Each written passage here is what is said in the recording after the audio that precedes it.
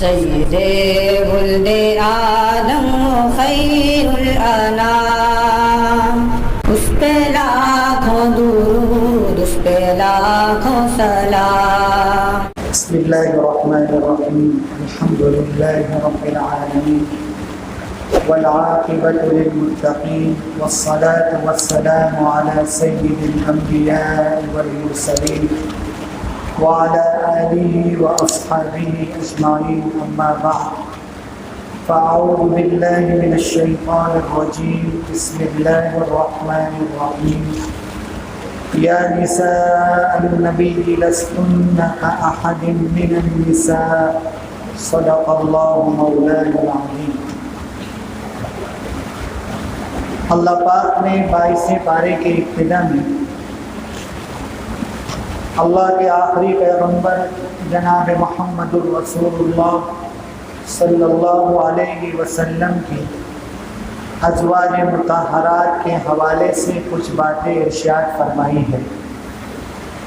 اللہ پاک مخاطب کرتے ہوئے فرماتے ہیں کہ اے نبی کی بیویوں، آپ عام عورتوں کی طرح نہیں ہو، آپ کا مقام، آپ کی عزت و شرافت، آپ کا مرتبہ کائنات کی تمام عورتوں سے زیادہ افضل ہے۔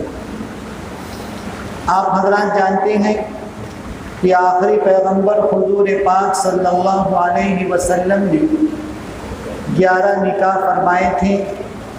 آپ کی 11 بیویاں تھیں، اور اللہ پاک نے جو مقام انہیں عطا فرمایا وہ اس زمانے میں کیا بلکہ قیامت تک تمام آنے والی عورتوں کو وہ مقام نہیں مل سکا۔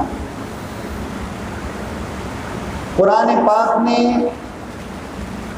ان تمام بیویوں کو اہل بیت میں داخل فرمایا ہے۔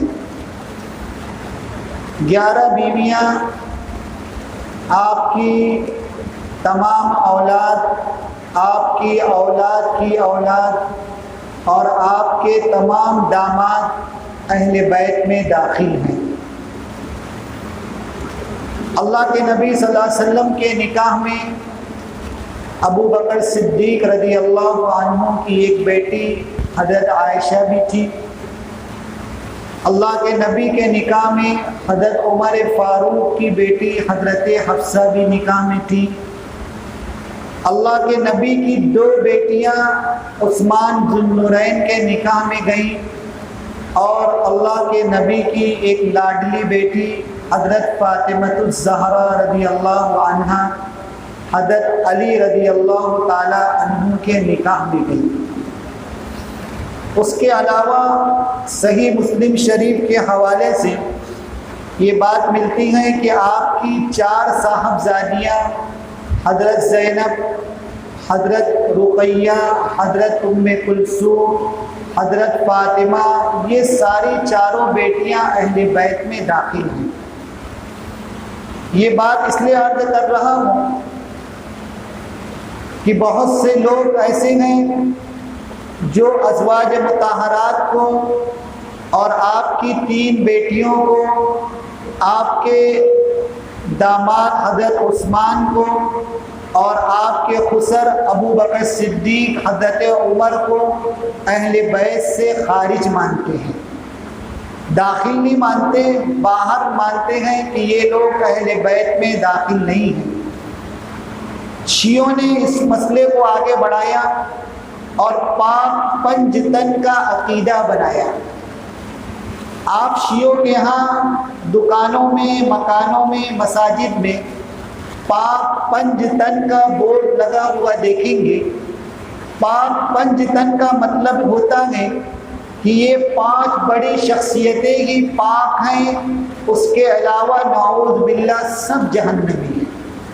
یہ میں اپنی طرف سے نہیں کہہ رہا ہوں، بڑی ذمہ داری کے ساتھ کہہ رہا ہوں کہ شیعوں کے یہاں ان کی کتابوں میں لکھا ہوا ہے کہ اللہ کے نبی، حضرت فاطمہ، حضرت علی، حضرت حسن، حضرت حسین، یہ 5 شخصیات صرف اہل جنت میں سے ہیں، آپ کی تمام بیویاں، آپ کی تمام بیٹیاں، آپ کے داماد، آپ کے خسر نعوذ باللہ ثم نعوذ باللہ جہنمی ہیں۔ اللہ تعالیٰ اس عقیدے سے حفاظت فرمائے۔ اور یہ عقیدہ بعض اہل سنت میں بھی داخل ہو گیا چور راستے سے۔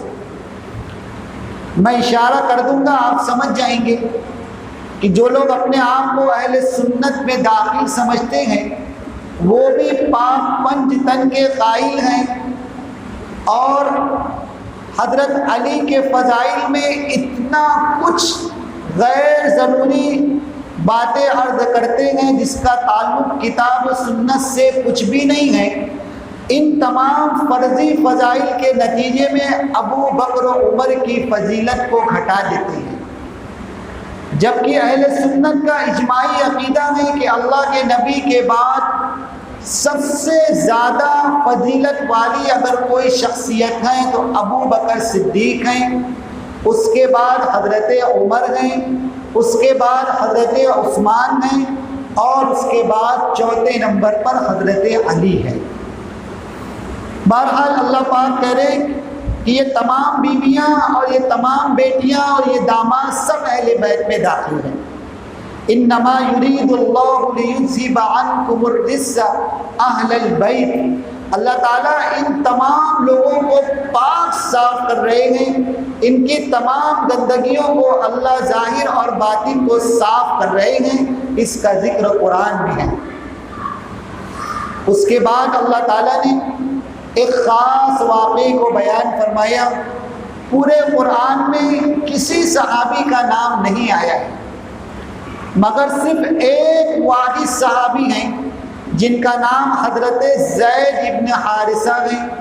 22ویں پارے میں، آج کے پارے میں حضرت زید کا نام آیا۔ فلما قضى زید منہا، انبیاء کا تو نام آپ کو ملے گا، لیکن 1,24,000 صحابہ میں سے کسی صحابی کا نام آپ کو قرآن میں نہیں ملے گا سوائے حضرت زید ابن حارثہ کے۔ یہ اللہ کے نبی کے منہ بولے بیٹے تھے، یہ غلام کی شکل میں لائے گئے تھے، انہیں خرید کر آزاد کیا گیا اور اللہ کے نبی کو بطور ہدیہ دیا گیا۔ حضرت زید آپ کی خدمت میں لگے رہتے تھے۔ اللہ کے نبی نے چاہا کہ حضرت زید ابن حارثہ کا نکاح آپ کی پھوپھی کی بیٹی حضرت زینب بنت جحش سے ہو جائے۔ آپ نے بات کی تو ان کے بھائی عبداللہ ابن جحش نے ناگواری کا اظہار کیا کہ زید تو آزاد کردہ غلام ہیں اور ہم قریش کے اعلیٰ خاندان میں سے ہیں، زید کا نکاح زینب سے کیسے ہو سکتا ہے؟ قرآن میں آیت آئی کہ اللہ تعالیٰ فرما رہے ہیں کہ وَمَا كَانَ لِمُؤْمِنٍ وَلَا مُؤْمِنَةٍ إِذَا قَضَى اللَّهُ وَرَسُولُهُ أَمْرًا، جب اللہ تعالیٰ اور اس کے رسول کسی بات کا فیصلہ کر دیں تو کسی مومن مرد اور مومن عورت کو اختیار نہیں کہ اس فیصلے کو ٹھکرا سکے۔ جب اللہ کے نبی نے کہہ دیا کہ زید کا نکاح زینب سے ہونا ہے تو ہونا ہے، بالآخر قرآن کی آیت آئی تو عبداللہ بن جحش راضی ہوئے اپنی بہن کا نکاح کرانے پر اور زید کا نکاح زینب سے کر دیا گیا، مگر آگے چل کر دونوں میں آپس میں نباہ نہ ہو سکا اور کافی اختلاف ہوا۔ اس کے نتیجے میں حضرت زید نے چاہا کہ اپنی بیوی کو طلاق دے، اللہ کے نبی کی خدمت میں آئے، آپ نے شروع میں منع فرمایا کہ طلاق نہ دی جائے، مگر قرآن سے آیت اتری، وہی نازل ہوئی اور اللہ پاک نے بتایا کہ حضرت زید اور زینب کا اب آپس میں نباہ ہونا مشکل ہے، لہذا طلاق کر دی جائے، اور ساتھ میں یہ بھی فرمایا گیا کہ اب آپ زینب سے خود نکاح فرمائیں گے۔ عرب میں یہ بالکل ناپسندیدہ عمل تھا کہ کوئی شخص اپنے منہ بولے بیٹے کی بیوی سے نکاح کرے۔ یہ رسم کو توڑنے کے لیے اللہ کے نبی سے کہا گیا کہ آپ زید کی بیوی زینب سے نکاح کریں گے۔ زید سگے بیٹے نہیں تھے کہ نکاح ناجائز ہوتا، وہ تو منہ بولے بیٹے تھے، لہذا نکاح آپ کا زید کے طلاق دے دینے کے بعد حضرت زینب سے ہوا اور حضرت زینب اللہ کے نبی کی بیوی بنی۔ روایت میں آتا ہے، بلکہ قرآن میں بھی آگے تذکرہ ہے، یا ایھا الذین آمنوا لا تدخلوا بیوتا غیر بیوتکم، کہ جب حضرت زینب سے نکاح ہوا تو اللہ کے نبی صلی اللہ علیہ وسلم نے ولیمہ فرمایا، اور ولیمے کے لیے کھانا ابھی تیار نہیں ہوا تھا، اس سے پہلے ہی بعض صحابہ گھر میں تشریف لے آئے۔ گھر کافی چھوٹا تھا تو پردے کے لیے حضرت زینب سے کہا گیا کہ اپنے چہرے مبارک کو دیوار کی طرف کر لیا جائے تاکہ صحابہ سے پردہ ہو سکے۔ بالآخر ولیمہ ہوا، اور ولیمہ کھا لینے کے بعد بعض صحابہ دیر تک گھر میں بیٹھے تھے، آپس میں باتیں کر رہے ہیں۔ اللہ کے نبی کو ناگوار گزرا، آپ باہر تشریف لے آئے تاکہ اشارہ سمجھا جا سکے۔ صحابہ نے اشارہ سمجھ لیا کہ اللہ کے نبی کو دیر تک بیٹھنا پسند نہیں ہے، اس کے بعد تمام صحابہ گھر سے باہر تشریف لے کے چلے گئے۔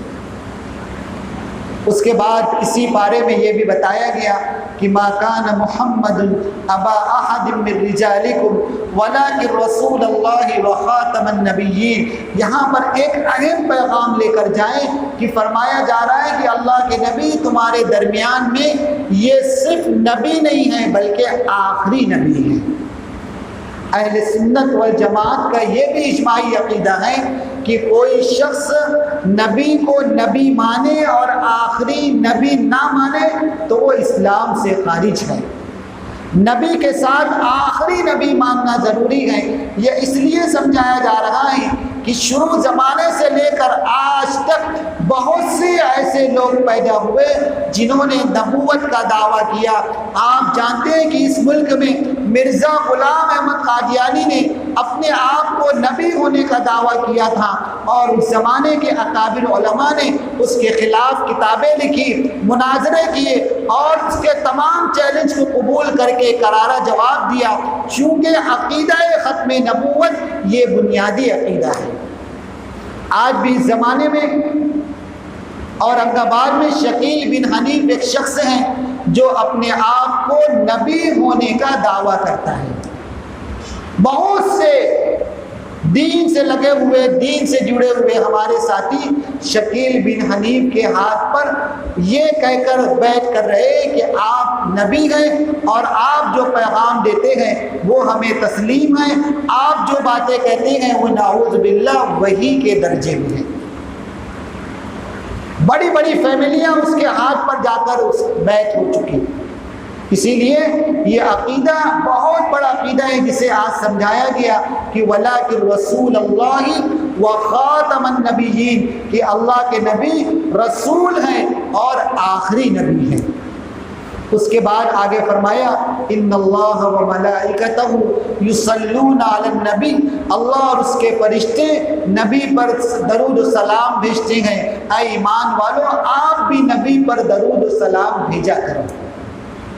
مجلس میں ایک مرتبہ اللہ کے نبی کا نام آئے تو صلی اللہ علیہ وسلم کہنا واجب ہے، بار بار نام آئے تو کہنا مستحب ہے۔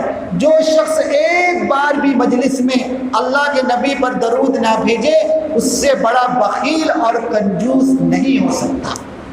اور یہ بھی سمجھ لیں کہ جب ہم یہاں بیٹھ کر اللہ کے نبی پر درود و سلام بھیجتے ہیں تو یہاں سے فرشتہ نام کے ساتھ، خاندان کے تعین کے ساتھ روضہ اقدس پر ہمارا درود و سلام پہنچاتا ہے، اور جب ہم روضہ اقدس پر کھڑے ہو کر اللہ کے نبی کے سامنے درود و سلام پڑھتے ہیں تو اللہ کے نبی براہ راست سنتے ہیں۔ بعض لوگ یہ کہتے ہیں کہ یہاں سے بھی بیٹھ کر اللہ کے نبی سنتے ہیں، یہ عقیدہ باطل ہے، غلط ہے۔ اللہ کے نبی صلی اللہ علیہ وسلم یہاں سے بیٹھ کر براہ راست درود و سلام ہرگز نہیں سنتے ہیں۔ احادیث میں اس کا تذکرہ بکثرت ملتا ہے کہ ایک فرشتہ یہاں سے آپ کا سلام پہنچاتا ہے۔ تو بہت سارے عقیدے کی باتیں بھی آج کے پارے میں ذکر کی گئی۔ اللہ پاک ہمیں اہل سنت والجماعت کے ان مضبوط دلائل اور عقائد پر باقی رکھے۔ اللہ پاک عمل کی توفیق عطا فرمائے۔ وآخر دعوانا